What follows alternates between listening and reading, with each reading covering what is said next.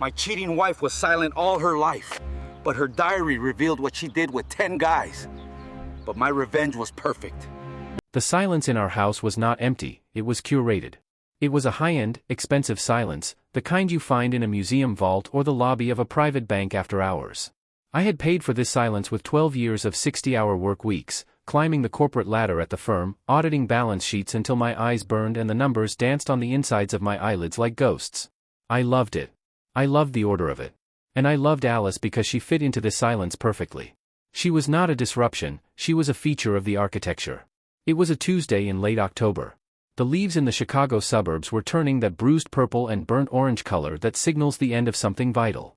The air outside was crisp, smelling of wood smoke and damp earth, but inside, the climate was controlled, filtered, and neutral.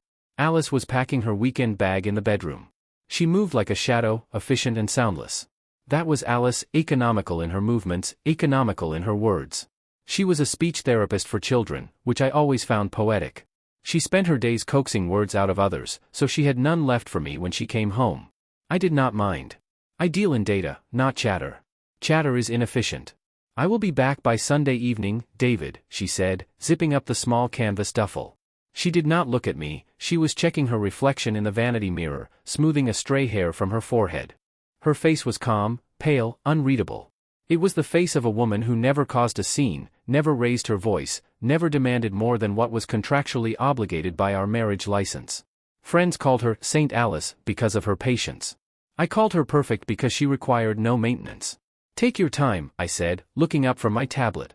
I was reviewing a quarterly risk assessment for a logistics company, hunting for discrepancies in their fuel surcharge reports. Do you need cash? Gas money? I have everything I need, she replied softly. She walked over and pecked me on the cheek.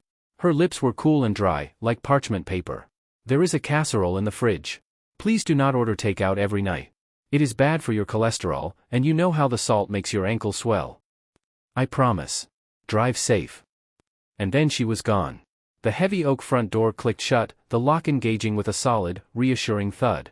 I listened to the hum of her sedan fading down the driveway, merging with the distant hiss of traffic on the interstate. I was alone. For the first hour, I did what I always did. I poured a glass of sparkling mineral water, adjusted the thermostat to exactly 68 degrees, and enjoyed the absolute ownership of my space. I was a man who appreciated structure. My life was a grid of predictable variables, and I was the administrator. Or so I thought. The house breathed around me, settling into its foundation. The refrigerator hummed. The clock in the hallway ticked. It was a symphony of order. Around 8 o'clock, I decided to finally address the annoyance in the master walk-in closet. It was a small thing, trivial really, but to a man like me, a loose variable is an itch that demands scratching. There was a floorboard near the back, just under the racks where Alice kept her winter coats, that squeaked. It did not just creak, it whined. Every time she reached for her long wool trench coat, it let out a high-pitched complaint that vibrated through the floor joists. It was a defect in an otherwise flawless system. I grabbed my toolkit from the garage. I liked fixing things. There was a binary satisfaction in it. Broken. Fixed. Inefficient. Optimized. I entered the closet. It smelled of lavender sachets and cedar blocks, a preservationist smell. Alice's clothes were organized by color and season, a gradient of beige, gray, and navy. I knelt in the corner, pushing aside the hanging sleeves of her coats. I pressed down on the carpeted floor. Wine. Got you, I muttered. I used a utility knife to carefully peel back the corner of the carpet. I expected to find a loose nail, maybe a warped subfloor plank that needed a screw to secure it to the joist. Standard deterioration of a 20-year-old house. Wood expands, wood contracts, fasteners loosen. It is the physics of decay. I lifted the carpet flap. The plywood beneath had been cut. I paused, the screwdriver heavy in my hand. It was not a jagged break or rot. It was a precise, square cut, about 12 inches by 12 inches. The edges were sanded smooth. It was not structural damage, it was a modification. A hatch. I felt a strange prickle at the base of my neck. It was the same feeling I got when I found a discrepancy in a client's tax filing, a number that did not quite add up, a rounding error that hid $1 million leak. It was the intuition of the auditor, sensing that the books were cooked. I wedged the flathead screwdriver into the seam and pried the square of plywood up. It lifted easily. Beneath the floor, nestled in the pink fiberglass insulation between the joists, was a black metal lockbox. I sat back on my heels, the silence of the house suddenly feeling heavy, oppressive. We had lived here for 7 years. I knew every inch of this house. I knew the wiring schematics, the plumbing layout, the mortgage rates down to the decimal point. I did not know about the black box. Rationality kicked in. I am not a man prone to flights of fancy. Maybe it was jewelry? Family heirlooms she did not want to keep in the bank? Alice was private. Perhaps she had cash saved for a rainy day. It was sensible. I respected sensible. My grandmother used to hide money in coffee cans. This was just a modern, more industrial version of that. But why hide it under the floorboards? Why not the fireproof safe in the study? Why the structural modification? I lifted the box out. It was heavy, cold to the touch. There was no keyhole, but the lock was a simple 3-digit tumbler. I stared at it. I knew my wife. I knew her birthday, our anniversary, her mother's birthday. I knew her social security number. I knew the code to her phone. I tried her birthday. Click. Nothing. I tried our anniversary. Click. Nothing. I tried the date we bought the house. Nothing. I paused. I closed my eyes and tried to think like Alice. What mattered to her? Not us. Not really. We were a function of convenience.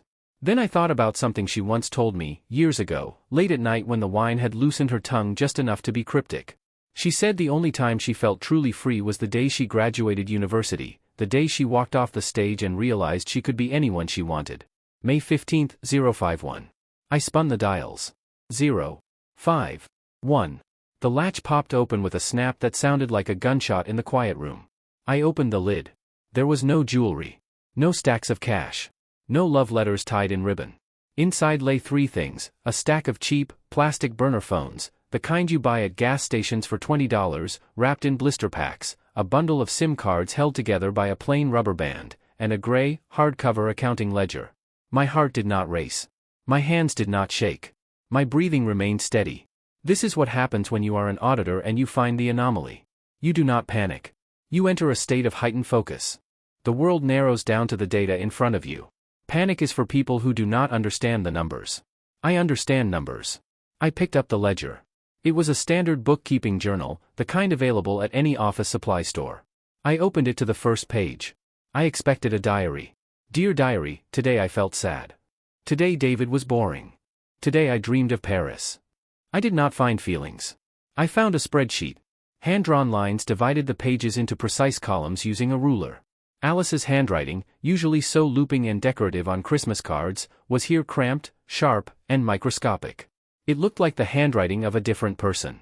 Or perhaps, this was her real handwriting, and the Christmas cards were the forgery. I adjusted my glasses and began to read. The columns were labeled: asset, status, input, time/cost, yield, ROI. I blinked. These were financial terms. Return on investment. Input. Yield. Status. These were the terms I used every day to evaluate distressed companies. I scanned the first entry. Asset, the mechanic, Mike, status, active/volatile input, Tuesdays, 19 to 2100 hours. 2 hours. Cost, 6-pack of domestic beer, $12. Action, listening to complaints about ex-wife. Feigning interest in carburetor repair. Yield, brake replacement, EST value $400. Oil changes. Tires rotated. Premium detailing. Ego validation. Notes, simple mechanism. Grease under fingernails is repulsive, but useful. Requires constant affirmation of his masculinity. Easy to manipulate. Thinks we are soulmates because I let him talk about engines without interrupting. He believes I am trapped in a loveless marriage with a tyrant. He wants to save me. I felt a coldness spread through my chest, starting from the center and moving out to my fingertips. It was not heartbreak. It was shock. Pure, unadulterated shock at the clinical nature of it. Mike. That was the name of the mechanic at the garage on 4th Street. The one who always gave us a discount.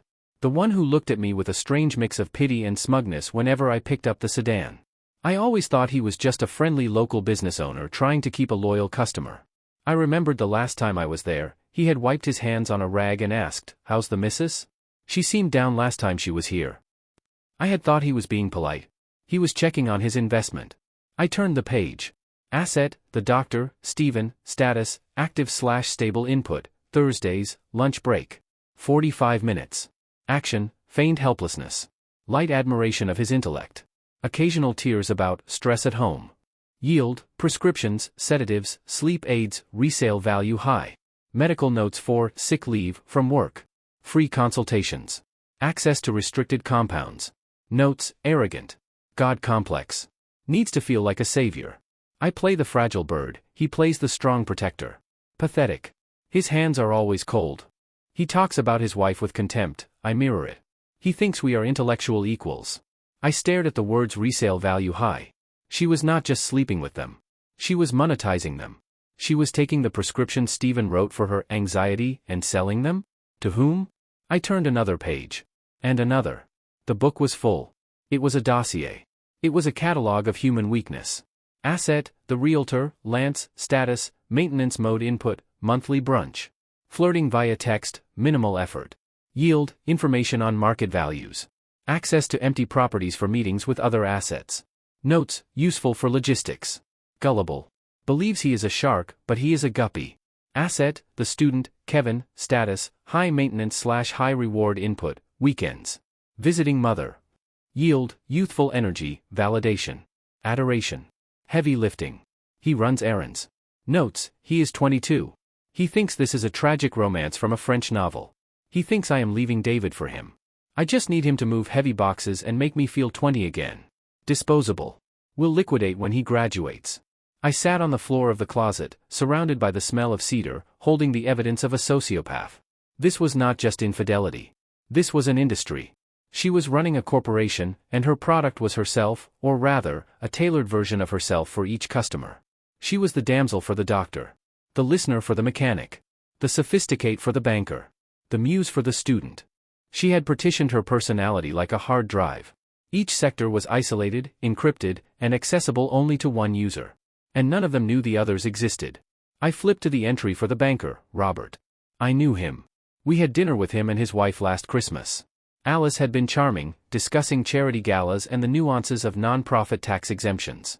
She had worn a blue silk dress. Robert had been attentive, perhaps a bit too friendly, but I had dismissed it as the behavior of a man who had had too much scotch. In the gray book, she had written, Robert is a wallet with a pulse. Gave me diamond earrings, sold for $2,500. Thinks he is buying my affection. He is buying his own delusion. He bores me to tears, but the dividend is consistent. I looked at the dates. They matched perfectly. Her yoga classes. Her pottery workshops. Her late nights at the library, preparing materials for her students. Her visits to her mother. The mother, who was currently, supposedly, needing help with the garden. I imagined Alice right now. She wasn't gardening. She was likely with Kevin, the student, or maybe a new asset I hadn't reached yet. She was performing. She was mirroring. She was extracting value. A sudden, sharp fear pierced through the numbness. If everyone was an asset, if everyone was a line item, was I in the book? I flipped to the very back. The pages were filled with calculations, total income from sold gifts, total money saved on services. She was tracking her profits. She was making thousands of dollars a month in goods and services, tax-free, hiding it under the floorboards. It was a shadow economy. I turned back to the front.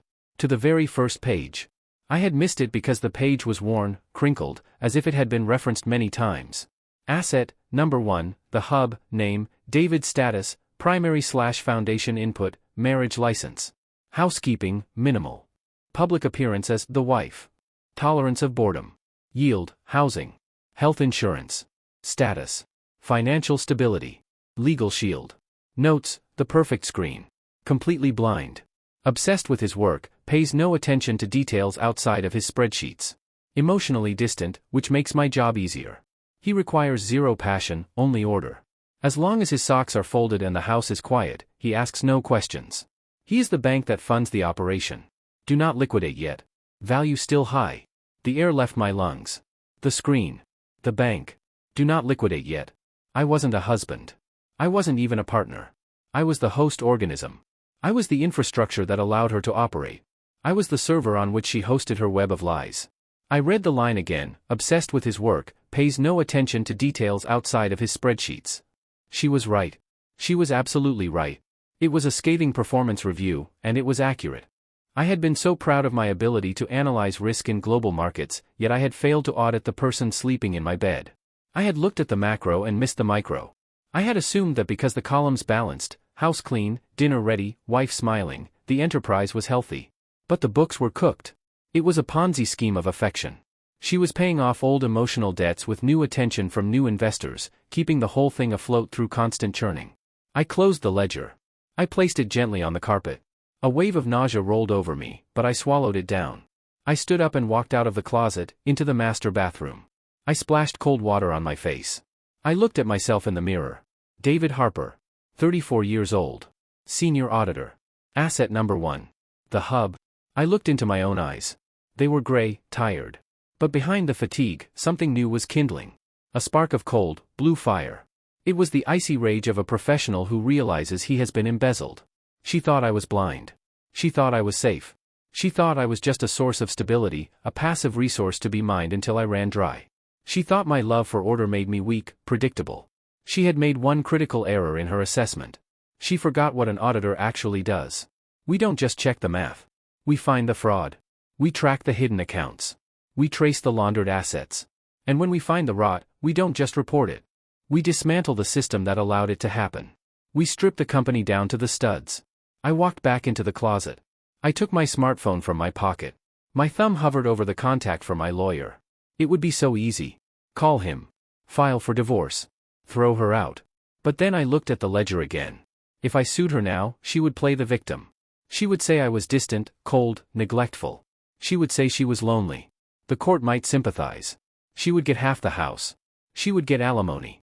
She would walk away wounded but solvent, ready to start her scheme again with a new hub. And these men, Mike, Stephen, Lance, Kevin, Robert, they would continue to believe the lie. They would think St. Alice was a martyr who escaped a bad marriage. They would line up to save her. No. That was an unacceptable outcome. The deficit was too high. The justice was unbalanced. I switched my phone to camera mode. I began to photograph every single page of the ledger. High resolution. Every column, every note, every devastating insult. I photographed the burner phones. I photographed the serial numbers on the SIM cards. I photographed the hidden compartment itself. I worked methodically. Click. Turn page. Click. Turn page. The sound of the shutter was the only noise in the house. I memorized the names. Mike the mechanic. Stephen the doctor. Lance the realtor. Kevin the student. Robert the banker. There were others. A fitness instructor named Chad. A local councilman named Greg. A landscape architect named Julian, likely the one helping mother right now. A chef. A struggling musician. 10 men. 10 streams of revenue. 10 lies. 10 potential points of failure. When I was finished, I placed the ledger back in the box exactly as I had found it. I wiped the metal surface with the edge of my shirt to remove my fingerprints. I put the phones back.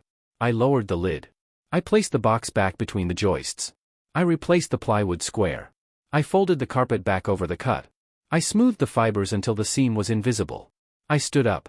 I hung her coats back in place, ensuring the spacing between the hangers was equidistant, just as she liked it. I walked out of the closet and closed the door.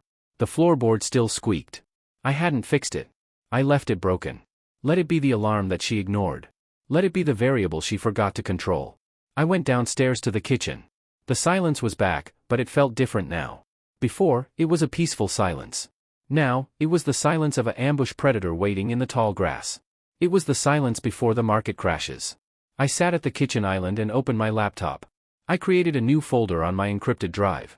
I named it Project Silence. I uploaded the photos. I began to organize them.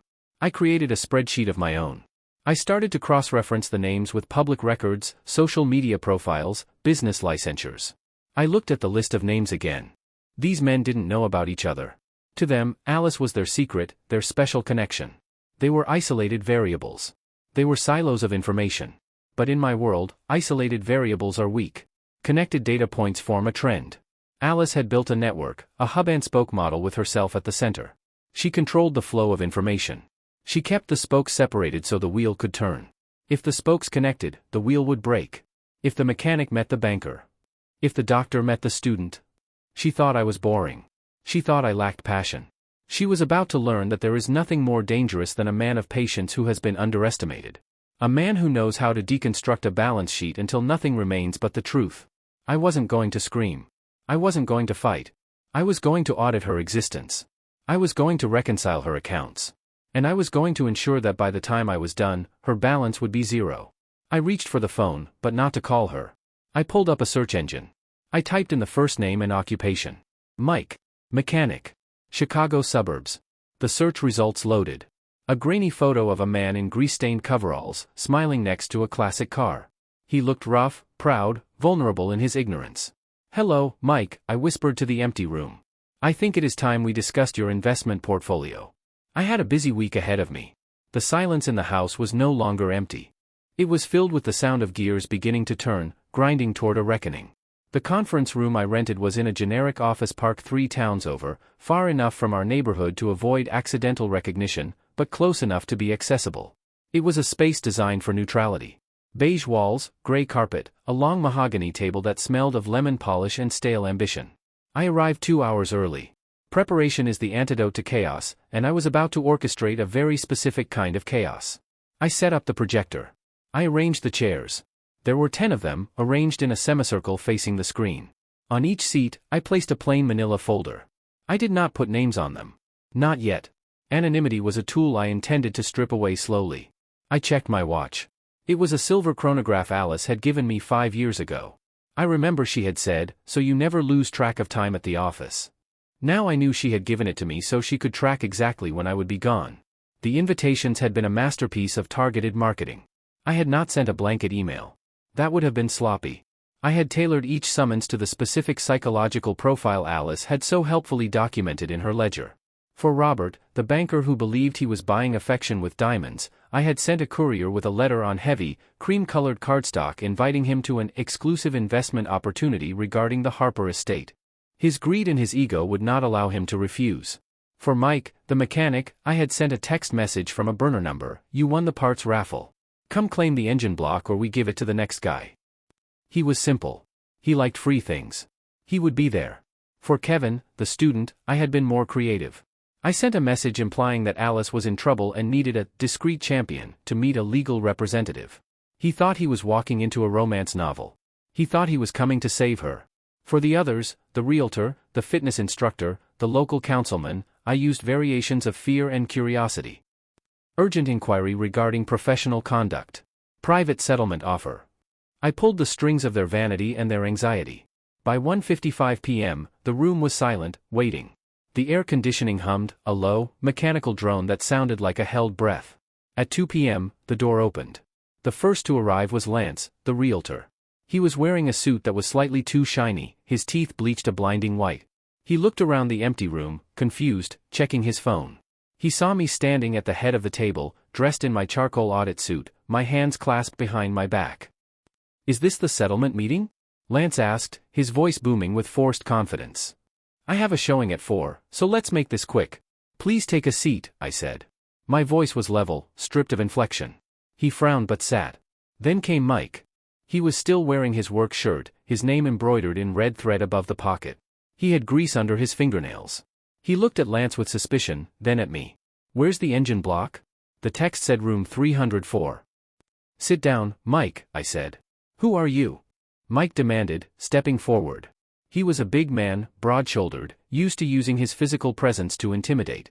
"I don't know you." "You will," I said. "Sit." The others trickled in. Kevin, the student, looking terrified and clutching a backpack. Robert, the banker, checking his expensive watch and looking at the others with thinly veiled disgust. The fitness instructor, wearing a tracksuit. The councilman, sweating profusely, clearly worried this was a sting operation. By 2:15 p.m., 9 men were seated. They were a bizarre cross-section of society. A mechanic next to a banker. A student next to a politician. The only thing they had in common was the confusion on their faces and the woman in their heads. There was one empty chair. I checked the time. 2:17 p.m. The final invitee was always going to be the wild card. Dr. Arthur Sterling. The director of the speech pathology clinic where Alice worked. Her boss. Alice's notes on him had been the most extensive and the most vicious. She called him the Emperor. She wrote that he was controlling, obsessed with his reputation, and currently under investigation by the State Medical Board for ethical violations, violations she knew about. Violations she was planning to use. The door opened. Dr. Sterling walked in. He was an older man, silver-haired, immaculate in a three-piece suit. He carried an air of authority that instantly made the other men sit straighter. He looked at the room, his eyes scanning the faces, analyzing the social hierarchy in seconds. His gaze landed on me. I received a disturbing notification regarding my employee, Alice Harper, Sterling said. His voice was precise, clipped. I was told there was a legal matter involving clinic funds. Please take the final seat, doctor, I said. He hesitated, his eyes narrowing. He didn't like being ordered. But curiosity is a powerful force. He walked to the empty chair and sat down, placing his briefcase on the table like a shield. The room was full. 10 men. 10 assets. Who is this guy? Mike the mechanic barked, pointing a thick finger at me. And why are we all here? I got work to do. Yeah, Lance added, leaning back. If this is a timeshare pitch, I'm suing you for unlawful detention. I walked to the door and locked it. The click of the deadbolt was loud in the sudden silence. I walked back to the head of the table. I placed my hands on the wood. I looked at each of them in turn. I let the silence stretch until it became uncomfortable, until they started shifting in their seats, looking at each other, wondering what connected a mechanic to a doctor to a student. My name is David Harper, I said. The reaction was immediate. A ripple of recognition went through the room. Kevin gasped. Robert froze. Mike's jaw dropped. They knew the name. To some, I was the boring husband. To others, I was the tyrant. To some, I was the roommate. Alice's husband? Mike stood up, his chair scraping loudly against the floor. Listen, buddy, if you think, sit down, I said. I didn't shout. I didn't need to. I projected the absolute certainty of a man who holds all the cards. If you leave now, the police will be at your garage by evening regarding the stolen parts you sell out the back door. Mike froze. His face went pale. He sat down slowly. How? He stammered. I know everything, I said to the room. I know about the garage, Mike. I know about the insider trading, Robert. I know about the academic probation, Kevin. And Dr. Sterling, I know about the falsified patient records. The room went deadly still. The air grew cold. This is blackmail, Sterling hissed, his face flushing red. No, I corrected him. This is an audit. I picked up the remote control for the projector. You are all here because you have something in common, I said. You believe you are in a unique, private relationship with my wife, Alice Harper. You believe she loves you. You believe she relies on you. You believe you are special. I pressed the button. The screen behind me flared to life. A spreadsheet appeared. It was high resolution, stark black text on a white background. The asset ledger. This, I said, pointing to the screen, is how my wife sees you. Not as lovers. Not as partners. But as line items in a business model. I clicked to the next slide. It was the page for Mike. Asset, the mechanic input, cheap beer. Yield, free car maintenance. Note, grease under fingernails is repulsive. Simple mind. Easy to manipulate. I heard a choke sound from Mike. He was reading the words, his lips moving. Repulsive, he whispered. She said she liked my hands. She said they were working man's hands. She saved $4,000 on car repairs last year thanks to you, Mike, I said. That was your value. That was your price. I clicked the remote. Asset, the banker, Robert, yield, diamond jewelry, liquidated for cash. Note, a wallet with a pulse. Bores me to tears. Robert turned a shade of gray I had never seen on a living human. He looked at his hands, then at me. Liquidated, he asked, his voice trembling. The earrings? She wears them. She wore them last week. She wears cubic zirconia replicas, I explained. The real diamonds were sold 48 hours after you gave them to her. The money went into a hidden account. You didn't buy her affection, Robert. You paid a transaction fee. I went through them all. I showed Lance the notes about him being a guppy who thinks he is a shark. I showed Kevin the entry calling him disposable youth. I showed the councilman the notes mocking his political ambitions and detailing how she used his influence to get zoning variances for her friends. The atmosphere in the room shifted. Initially, there had been anger directed at me. But as the slides clicked by, as the undeniable reality of Alice's handwriting and her cruel, clinical assessment of their worth sank in, the energy changed. It became heavy with shame. And then, it sharpened into a collective fury. But not at me.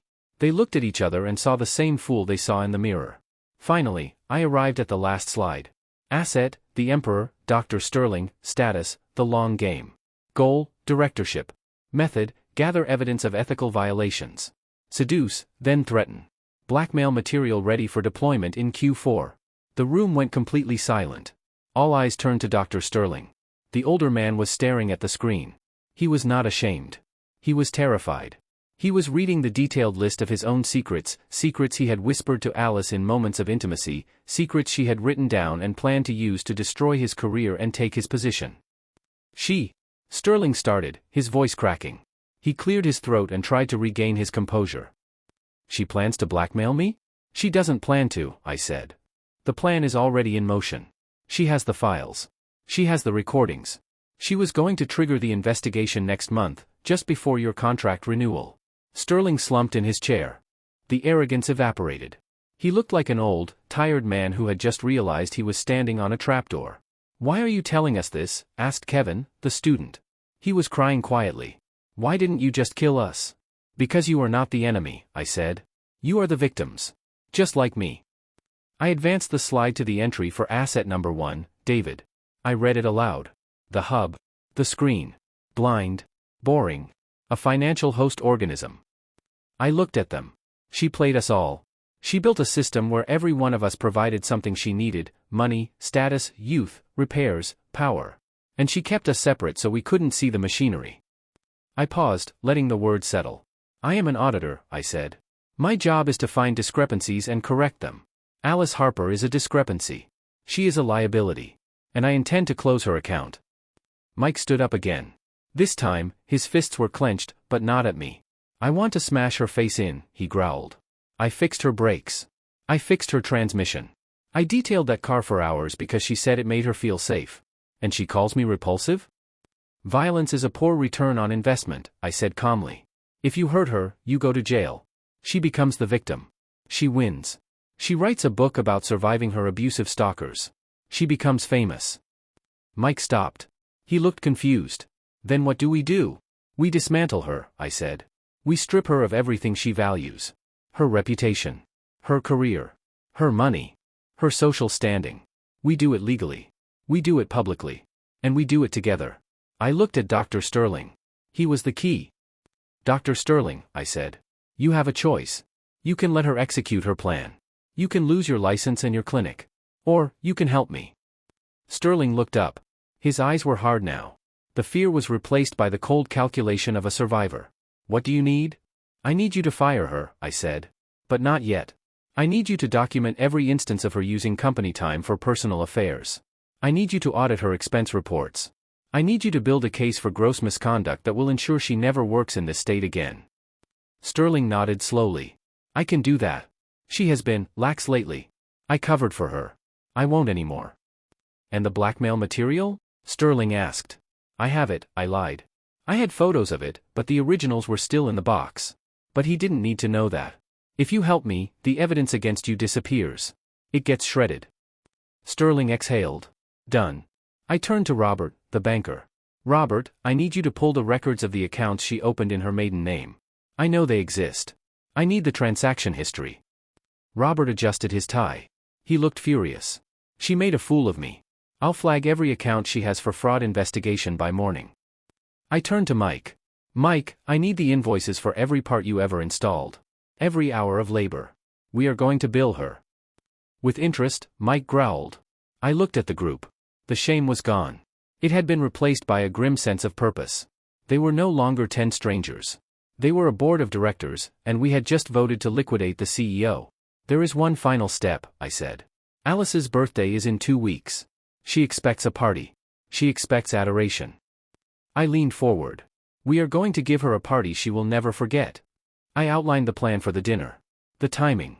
The invitations. The trap. She thinks she is the smartest person in the room, I told them. She thinks we are scattered, weak, and stupid. She thinks silence is her ally. I picked up the manila folder on the table in front of me. She is about to learn that silence is just the sound of the fuse burning. I opened the door to the conference room. Gentlemen, I said. Meeting adjourned. They filed out slowly. No one said a word. But as they passed me, there were nods. Grim, sharp nods of understanding. We were bound now. Not by love for Alice, but by the shared scar of her deception. When the room was empty, I sat down in my chair. I turned off the projector. The hum of the fan died down, leaving the room in perfect, heavy silence. I checked my watch. 3 p.m. exactly. The audit was proceeding according to schedule. I packed up my laptop. I felt a strange sensation in my chest. It wasn't happiness. It was the cold, hard satisfaction of balancing an equation that had been uneven for far too long. Alice was coming home tonight. She would kiss my cheek. She would complain about her mother's health. She would ask if I had a good week. And I would look her in the eye, smile my boring, predictable smile, and say, "Very productive, darling. Very productive." 2 weeks is a long time when you are living in a house made of glass, waiting for the stone to be thrown. For 14 days, I lived with Alice in our curated silence. I watched her wake up, stretch, and smile at her reflection in the mirror, unaware that her reflection was already cracking. I watched her leave for work, knowing she was likely meeting Dr. Sterling to discuss his impending ruin, unaware that Sterling was now reporting her movements to me via encrypted email every evening at 6 o'clock. I played my role to perfection. I was David the dull. David the reliable. I asked about her day. I nodded when she complained about the stress of her charity work. I signed the checks she put in front of me for household expenses, and she signed the documents I put in front of her. That was the linchpin of the entire operation. The signature. Alice was smart socially. She knew how to read a room, how to mirror emotions, how to make a man feel like a king or a pauper with a single glance. But she was financially illiterate. To her, money was just a resource that appeared, like water from a tap. She had no interest in the plumbing. I was the plumber. 3 days after the meeting in the conference room, I had approached her in the study. I was holding a stack of papers thick enough to be intimidating, but boring enough to be ignored. "Alice, I need you to sign these," I said, adjusting my glasses. "It is the annual asset protection audit. The insurance company requires us to itemize high-value personal property to maintain our premium rates. Since you have acquired several new pieces of jewelry and the car repairs were extensive this year, we need to declare them as household liabilities rather than liquid assets to avoid the capital gains tax." She had sighed, the heavy, dramatic sigh of a woman being asked to do manual labor. "Just show me where, David. You know I do not understand this legal jargon." I flipped the pages. Here, and here. And initial this addendum regarding the retroactive loan structure. She signed. She did not read a single word. She did not see that she was not declaring insurance values. She was signing promissory notes. She was acknowledging that the diamond earrings, the car repairs, the cash transfers, and the vacations funded by friends were, in fact, personal loans facilitated by the Harper Household Trust, payable on demand. She was signing a confession that these items were not gifts, but financial obligations. She signed away her freedom with a Mont Blanc pen I had bought her for our 5th anniversary. Now, the day had arrived. Her 33rd birthday. The venue was the Gilded Lily, a restaurant downtown that required reservations 6 months in advance. It was the kind of place Alice loved. It was exclusive, pretentiously dark, and outrageously expensive. It was a stage. I had told her that I pulled some strings with a client to get the private dining room. I told her that I had invited a few key players from the city's business elite, people who could help her with her goal of joining the hospital board. She had spent the entire week preparing. She bought a new dress, a shimmering emerald thing that cost more than my first car. She spent 6 hours at the salon. When she walked down the stairs that evening, she looked breathtaking. I say this as a statement of fact, not affection. She was a masterpiece of engineering. The hair, the makeup, the dress, it was all designed to project an image of effortless perfection. "You look adequate," I said, teasing her in the dry way she expected of me. She rolled her eyes, smiling. "You are impossible, David. Do I look powerful? That is what matters tonight. I need to impress these people." "You will," I said. "You will make an impression they will never forget." The drive to the city was quiet. She was checking her phone, likely sending last-minute messages to Kevin or Lance, telling them she was busy with boring family obligations. I focused on the road. The GPS estimated our arrival at 7 p.m. The execution was scheduled for 7:05 p.m. We arrived at the restaurant. The valet opened her door. She stepped out, flashing a dazzling smile at the young man, practicing her charm. I handed the keys over and offered her my arm. Her skin was warm, but I felt nothing. My nerves were steel. I was not a husband walking his wife to dinner. I was a demolition expert walking toward the detonator. The maitre d' was expecting us. "Mr. Harper. Mrs. Harper. Happy birthday, madam. Your party is waiting in the Obsidian Room." Alice squeezed my arm. "The Obsidian Room? David, that is the VIP suite. I did not know you had this much pull." "I have been saving my influence for a special occasion," I replied. We walked through the main dining hall. Crystal chandeliers, hushed conversations, the clinking of silver on porcelain.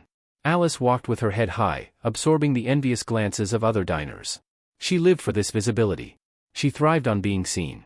The maitre d' stopped at a heavy set of double doors at the back of the restaurant. He bowed slightly and pushed them open. The room inside was dim, lit only by candles on a long, rectangular table. The walls were dark, soundproofed velvet. It was intimate. It was isolated. "Go on," I whispered to her. "It is your night." Alice stepped in.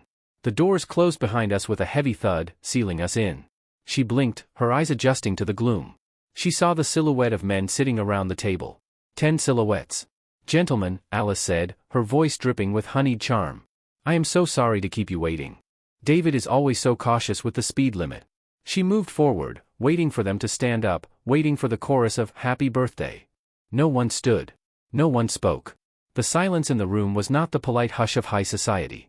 It was thick, heavy, and suffocating. It smelled of cold sweat and cologne. Alice stopped. Her smile faltered, just for a fraction of a second, before she plastered it back on. "Is the lighting always this low?" She laughed nervously. "I can barely see who I am dining with." I walked past her to the head of the table. There was a dimmer switch on the wall. "Allow me," I said. I turned the dial. The recessed halogen lights in the ceiling flooded the room with a harsh, clinical brightness. Alice gasped. It was a sharp, ugly sound, like a balloon popping. She stood frozen in the center of the room. Her eyes went wide, darting from face to face. To her left sat Mike, the mechanic. He was scrubbed clean, wearing a suit that did not fit him well, his large hands gripping the edge of the table so hard his knuckles were white. Next to him was Kevin, the student. He was looking down at his empty plate, his face pale and tear-stained. Then Lance, the realtor, who was staring at Alice with a look of pure, unadulterated loathing. Robert, the banker. The councilman. The fitness instructor. The chef. The musician. Dr. Sterling, her boss, sitting at the far end, looking at her over the rim of his glasses with the cold detachment of a judge. And me. I took my seat at the head of the table. Alice took a step back. Her hand went to her throat. She looked at Mike, then at Robert, then at me. Her brain was misfiring. This was impossible. These worlds were not supposed to touch. She had built firewalls. She had encrypted the data. "David?" she whispered. Her voice was trembling. "What is this? Is this a joke?" I folded my hands on the table. "Please, take a seat, Alice. The soup is getting cold." She did not move. She looked at Mike. "Mike? Why are you here? You know David?" Mike looked up. His eyes were red. "Yeah. I know him. He is the guy who paid for the transmission fluid you said was on the house. He is the guy whose wife calls me a grease monkey in her private journals." Alice flinched as if he had slapped her. She spun toward Robert. "Robert, tell them to stop. Tell them this is ridiculous." Robert took a sip of water. His hand was shaking, but his voice was steady. "I would, Alice. But I am too busy calculating the resale value of the cubic zirconia earrings you are wearing." She touched her ears instinctively. "This is insane," she hissed. She turned to me, her face twisting into a mask of fury. "David, get me out of here. These men are stalking me. I do not know how they found each other, but this is harassment. Call the police." I picked up the menu. "The police are not necessary," I said calmly. "Unless you want to report a fraud. But then, you would have to arrest yourself." Alice stared at me. For the first time in 12 years, she looked at me and did not see the boring, predictable furniture she thought she married. She saw something else. "You did this," she whispered. I did not answer. I nodded to the waiter who had been standing invisibly in the corner. "You may serve the appetizer." The waiter, a professional who had likely seen everything in this room from affairs to mob hits, moved forward and placed a small plate in front of Alice's empty chair. It was not food. It was a black, leather-bound book. Her ledger. Alice stared at it. The color drained from her face completely, leaving her looking like a wax statue. "Sit down, Alice," Dr. Sterling said. His voice was the command of a superior. It was the voice he used when he fired incompetent staff. She sat. Her legs gave out, and she collapsed into the chair. She looked small in the high-backed velvet seat. The emerald dress no longer looked powerful. It looked like a costume. "So," I said, breaking the silence. "We have all gathered here to celebrate your life, Alice. And what a complex life it is. We were just comparing notes before you arrived." I gestured to the group. "It turns out, there is a scheduling conflict," I continued. "Kevin thought you were spending the weekend with him. But Mike has you booked for a tune-up. And Robert was under the impression you were attending a charity gala. It is very inefficient." Alice gripped the edge of the table. Her breathing was shallow. "You went through my things," she spat. "That is illegal. That is invasion of privacy. Actually, Dr. Sterling interjected, since you used company devices to coordinate some of these meetings, and since the ledger was found on property jointly owned by your husband, it is entirely admissible. We checked with legal. We? Alice whispered. The board, I said. We formed a coalition. She looked around the table again. The shock was fading, replaced by the desperate survival instinct of a cornered animal. She straightened her spine. She realized that crying would not work here. These men were inoculated against her tears. She had to attack. You are all pathetic, she laughed. It was a brittle, sharp sound. Look at you. The Broken Hearts Club. So, I slept with you. So what? I am an adult. I can do what I want. Are you going to slut-shame me? Is that the big plan? You dragged me here to call me names? She turned to me. And you, David. The great cuckold. You think this humiliates me? It humiliates you. You are the husband who couldn't keep his wife happy. You are the joke. I watched her. She was good. Even now, with the knife at her throat, she was trying to flip the blade. I am not humiliated, I said softly. I am enlightened. I reached under the table and pulled out a manila envelope. You are right, Alice. Infidelity is not a crime. It is a moral failing, grounds for divorce, but you could walk away from this table right now. You could divorce me, take half the assets, and spin a story about how I was a monster who ambushed you. You could probably even convince a few people. She crossed her arms, a smirk touching her lips. Exactly. So, unless you plan to murder me in a restaurant full of witnesses, this is over. I am leaving. And I am calling my lawyer. She stood up. Sit down, Mike growled. She ignored him. She grabbed her purse. Goodbye, David. Expect the papers in the morning. You can leave, I said, my voice not rising an octave. But if you walk out that door, the debt becomes due immediately. She paused, her hand on the back of the chair. What debt? I opened the envelope. I pulled out the documents she had signed 3 days ago. The insurance audit. I slid the papers across the table. They stopped in front of her place setting, right next to the ledger. Read the bold print, I suggested. She frowned. She picked up the paper. She squinted at the text. Promissory note regarding personal liability for funds dispensed by the Harper Trust. Acknowledgement of receipt of goods. Vehicle repairs. Jewelry. Travel expenses. Total indebtedness. Her hands started to shake. What is this? She whispered. That, I explained, is a legally binding acknowledgement that every expensive gift, every car repair, every bill paid by me or by these gentlemen for your personal benefit was not a gift. It was a loan. You signed it. You notarized it. You agreed that the value of the diamond earrings Robert gave you, which you sold, is a debt you owe to his estate. You agreed that the $4,000 in labor Mike put into your car is a billable service. You agreed that the tuition assistance Kevin provided, using his student loans, is a debt. I leaned forward. And since I am the trustee of the household assets, and these men have assigned their debt collection rights to me in exchange for privacy, you owe me. She dropped the paper. You tricked me. I thought it was insurance. It was insurance, I said. Mine. I took a calculator out of my pocket. I placed it on the table. I ran the numbers this morning, I said. Between the sold jewelry, the car parts, the cash withdrawals you made from our joint account to fund your hotel stays, and the misappropriated funds from Dr. Sterling's clinic which he is now classifying as a salary advance rather than theft to save you from prison. I tapped the keys. You owe the consortium exactly $142,850. Alice stared at the calculator. The number glowed in red LEDs. I do not have that kind of money, she whispered. You know I don't. I know, I said. But you have assets. I pulled out a second document. This is the divorce settlement. It stipulates that in lieu of the debt, you forfeit your claim to the house. You forfeit your claim to my pension. You forfeit your claim to the joint savings. You leave the marriage with what you brought into it, your clothes, your car, which, by the way, Mike is placing a lien on tomorrow morning, and your reputation. Reputation? Dr. Sterling spoke up. He wiped his mouth with a napkin. Regarding that, the board of the clinic met this afternoon. In light of the evidence provided by your husband regarding the sale of patient data, the prescriptions you had me write and then sold, we are terminating your employment effective immediately. We are also obligated to report you to the licensing board. You will not practice speech therapy in Illinois again. Alice looked at Sterling. Her boss. The man she planned to blackmail. The man she called the Emperor. You can't, she stammered. I can, Sterling said. And I did. It was the only way to save the clinic from the audit David threatened us with. She looked around the room. The walls were closing in. The air was thin. This isn't real, she muttered. This is a nightmare. It is a balance sheet, I corrected her. And you are in the red. Kevin, the student, spoke up. His voice was shaky, but he looked her in the eye. You told me you loved me, Alice. You told me David hit you. I skipped classes to be with you. I failed a midterm. I borrowed money to buy you that watch. He pointed to the Cartier watch on her wrist. Give it back, he said. Alice clutched her wrist. No. It's mine. It is collateral, I said.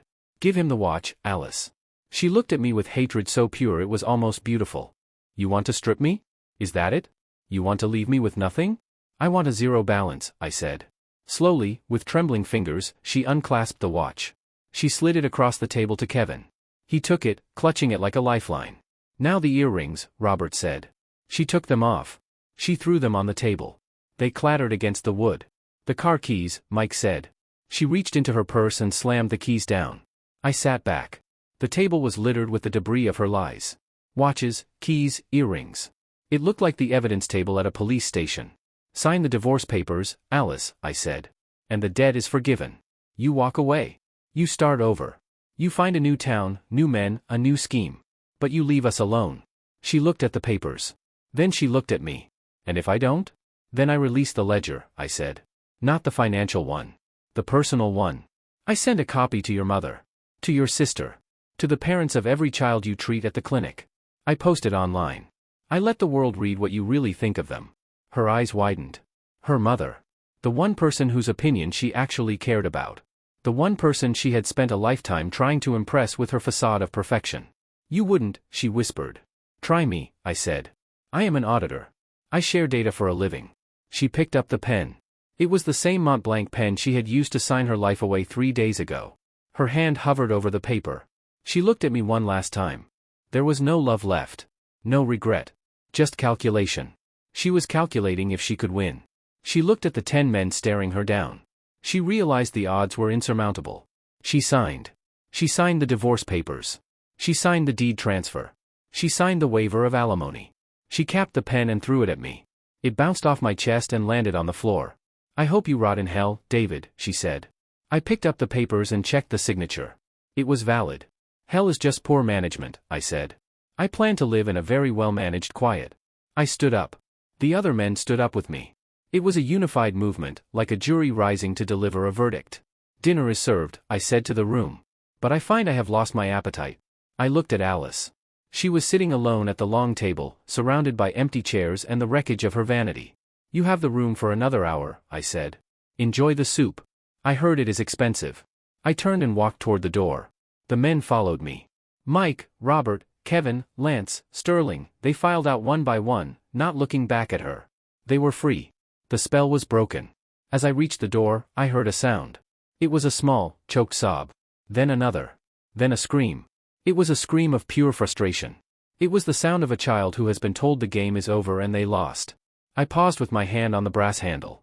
I felt a momentary twinge of something. Pity? Nostalgia? No. It was just the squeak of a loose floorboard. I pushed the door open and walked out into the noisy, bright, chaotic restaurant. The air tasted different out here. It tasted clean. I walked through the dining room, the 10 men trailing behind me like a phalanx. People stared. We must have looked like a strange procession. A mechanic, a banker, a doctor, a student, and an auditor. We walked out into the cool night air. The valet was waiting. I turned to the group. It is done, I said. Mike spat on the pavement. Good riddance. Robert adjusted his tie. Thank you, David. I did not think we could do it. I nodded. We balanced the books. Go home, gentlemen. Delete her number. Forget her name. They dispersed. Some to their cars, some to the train station. They walked away lighter than they had arrived. I stood alone on the curb. The city lights reflected in the puddles on the street. I took a deep breath. I had no wife. I had no house. Well, I had a house, but it was empty now. I had no St. Alice. I checked my watch. 7:45 p.m. The operation had taken exactly 40 minutes. Efficient. I took my phone out of my pocket. I opened the contact labeled Alice. I pressed delete. Then I called a taxi. I had a flight to catch in the morning. I had not told Alice, or anyone, but part of the liquidation plan involved a vacation. A real one. Somewhere where the silence was natural, made of wind and ocean, not secrets and lies. The taxi pulled up. Where to? The driver asked. O'Hare Airport, I said. I got in. As the car pulled away, I looked back at the restaurant. The windows were dark. Somewhere inside, in the obsidian room, Alice was sitting in the dark, staring at a calculator that read -142,850. I smiled. Perfect silence. The dismantling of a life is surprisingly similar to the liquidation of a bankrupt company. You do not just lock the doors and walk away. You have to account for the inventory. You have to settle the liabilities. You have to shred the files that no longer serve a purpose. The weeks following the dinner at the Gilded Lily passed in a blur of administrative efficiency. My lawyer, a man named Marcus who had the personality of a shark in a pinstripe suit, told me it was the cleanest divorce he had ever handled. Usually, he said, there is screaming. There is fighting over custody of pets or arguments about who gets the espresso machine. In our case, there was only silence. Alice had signed everything. The threat of the personal ledger being released to her mother and her social circle was a nuclear deterrent that kept the peace. She moved out 3 days after the birthday dinner. I was at work when she left. I wanted to be. I did not want to see her packing. I did not want to see her taking the clothes, the shoes, the little ceramic figurines she collected. I wanted to come home to avoid, and that is exactly what I got. When I walked into the house that evening, it echoed. The closets were empty. The vanity in the bathroom was bare. The house felt lighter, as if it had shed a heavy, parasitic weight. I walked to the kitchen island. There was no note. No tear-stained letter. Just a set of keys left on the granite counter. I picked them up. They were cold. The next month was a study in logistics. I put the house on the market. It sold in 4 days. The buyers were a young couple, pregnant with their first child. They walked through the empty rooms, talking about where they would put the crib, where they would hang the television. They saw a future. I saw only a crime scene that had finally been cleaned. I watched Alice's downfall from a distance, through the detached lens of data points and rumors. In a small town, information travels faster than light. I heard from a mutual acquaintance that Dr. Sterling had kept his word. Alice was fired for gross misconduct and ethical violations. The phrase was vague enough to prevent a lawsuit but specific enough to ensure no other clinic would touch her. She lost her license. The career she had built as a mask of respectability was gone. I heard that she moved into a small apartment on the wrong side of the tracks, near the industrial park where the air always smells of sulfur. I heard that she tried to contact Mike, the mechanic. He blocked her number. I heard she tried to reach out to Robert, the banker. His assistant threatened her with a restraining order. The coalition held.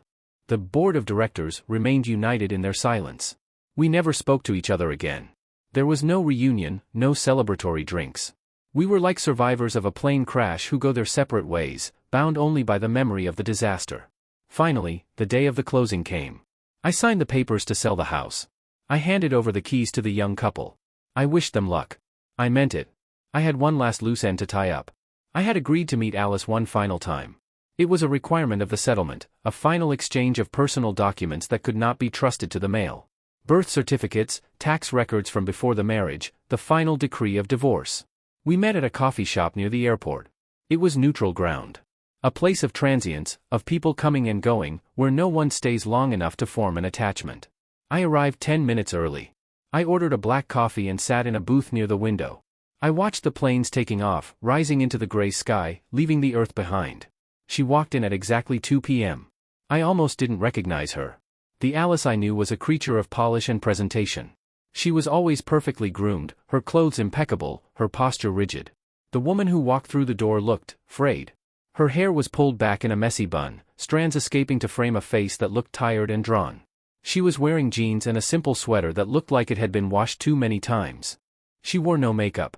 For the first time in 12 years, I was looking at the real Alice. Not the projection. Not the mirror. Just a human being who had played a high-stakes game and lost everything. She saw me and hesitated. Then she walked over and slid into the booth opposite me. She did not order anything. "David," she said. Her voice was quiet. The honeyed charm was gone. "Alice," I replied. I placed a thick manila envelope on the table. "These are your documents. Passport. Social security card. The title to your car, which Mike released the lien on yesterday, as agreed." She looked at the envelope but didn't touch it. She looked at me. "You look good," she said. It was a strange thing to say. I looked the same as I always did. Suit, tie, glasses. But perhaps she was seeing something else. Perhaps she was seeing the absence of the burden I had been carrying. "I feel efficient," I said. She let out a short, dry laugh. "Efficient. Of course. That is always your word. Everything is a transaction to you, isn't it? Not everything, I said. Just the things that matter. She looked down at her hands. They were bare. No rings. No Cartier watch. I lost the apartment, she said suddenly. The one I rented after the dinner. I couldn't make rent. I'm staying with my sister for a while. I nodded. I assumed the cash flow would be an issue once the external revenue streams were cut off. She flinched. Is that what they were to you? Revenue streams? People, David. They were people. To me, they were people, I corrected her. To you, they were assets. I just used your own accounting method. She looked up, her eyes flashing with a spark of the old defiance. You think you're so superior. You think you're the hero of this story. But you destroyed me, David. You didn't just leave me. You burned the earth so nothing would ever grow again. I pulled the weeds, I said calmly. There is a difference. She leaned forward. Did you ever love me? Or was I just a tax write-off? A box to check on your life plan? I looked at her. It was a fair question. I loved the silence, I said honestly. I loved the order you brought. I loved the version of you that I thought existed. But that person wasn't real, Alice. I loved a ghost. She slumped back against the vinyl seat. I was bored, David. I was so bored. You were always working. You were always staring at spreadsheets. I needed color. I needed to feel something. So you outsourced it, I said. You franchise tagged your emotional needs. I wanted to be adored, she whispered. Is that such a crime? Adoration purchased with lies is just flattery, I said. And the price was too high. We sat in silence for a moment. The espresso machine hissed in the background. I miss you, she said. I looked at her. I analyzed the statement. I checked it for truth. No, I said. You miss the safety. You miss the house. You miss the cover story. You don't miss me. You miss the hub. She looked away. She knew I was right. She couldn't manipulate me anymore because I had seen the source code. I knew how the program worked.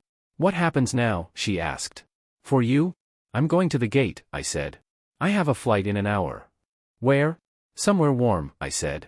Somewhere where the numbers don't matter. She looked at the envelope on the table. She reached out and took it. Her hand trembled slightly. I have something for you, too, she said. She reached into her oversized tote bag. She pulled out a small box. It was wrapped in plain brown paper. I found this when I was packing, she said. I thought you should have it. It's the only thing from our marriage that was actually real. I looked at the box. I didn't reach for it. Keep it, I said. Please, she said. Take it. Call it a final settlement. I took the box. It was light. Alice, I said. There is one last thing. I reached into my briefcase. I pulled out a small, heavy cardboard box. It was taped shut. You asked me once what happened to the ledger, I said. The black book. Her eyes widened. Fear, sharp and instant, returned to her face. You said you would keep it private, she whispered. I did, I said. I didn't publish it. I didn't send it to your mother. But I can't keep it. It's a liability. And I don't want it in my new life. I slid the box across the table. It's all yours, I said. Every page. Every secret. Every lie. She stared at the box. She looked like she wanted to touch it, but was afraid it would burn her. Thank you, she breathed. David, thank you. I'll burn it. I promise. You do that, I said. I stood up. I buttoned my jacket. I picked up my briefcase. Goodbye, Alice, I said. She looked up at me. There were tears in her eyes, and for the first time, I couldn't tell if they were real or manufactured. And the beautiful thing was, it didn't matter. I didn't need to audit them. They were no longer my data. Goodbye, David, she said. I turned and walked away. I didn't look back. I walked out of the coffee shop and into the terminal. I went through security. I didn't set off any alarms. I was clean. I walked to the nearest trash can. I looked at the small box Alice had given me. The only real thing. I tore the paper. Inside was a framed photograph. It was from our wedding day. We were standing on the steps of the church. I looked stiff, uncomfortable in my tuxedo. Alice looked radiant, smiling her perfect, secret smile. I looked at the photo. I saw a man who didn't know he was being interviewed for a job he didn't apply for. I saw a woman who was already calculating her return on investment.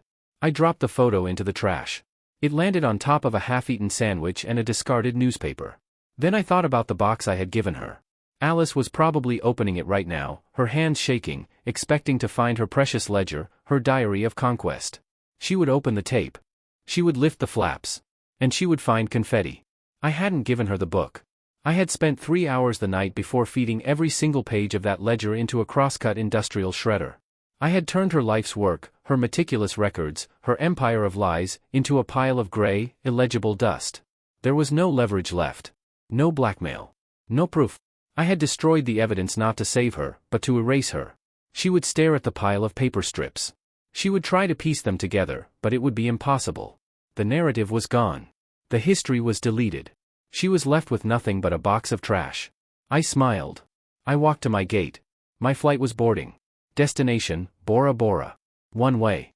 I handed my boarding pass to the attendant. She scanned it. "Mr. Harper," she said, smiling. "Enjoy your trip." "I intend to," I said. I walked down the jet bridge. The tunnel was narrow, leading to the open door of the plane. I could hear the engines whining, a sound of raw power and potential. I took my seat. 1A window. I buckled my belt. I closed my eyes. For the first time in 12 years, there was no hum of the refrigerator. No ticking clock. No squeaking floorboard. No calculated breathing of a woman lying next to me. There was only the low, steady vibration of the aircraft preparing to defy gravity. I opened my eyes and looked out the window. The ground crew was moving below, tiny figures in neon vests. They were just variables in a system I no longer had to manage. The plane began to move. We taxied to the runway. The pilot came on the intercom, his voice calm and professional. "We are cleared for takeoff," he said. The engines roared. The plane surged forward. The force pressed me back into my seat. It was a heavy, crushing weight, but it felt good. It felt like momentum. We lifted off. The ground fell away. The cars, the houses, the coffee shop where Alice sat with a box of shredded paper, it all shrank until it was just a grid. A spreadsheet of gray and green. And then we punched through the clouds. The sun was blindingly bright up here. The sky was a perfect, endless blue. I took a deep breath. The audit was complete. The accounts were reconciled. The liabilities were liquidated. The balance was zero. And it was beautiful.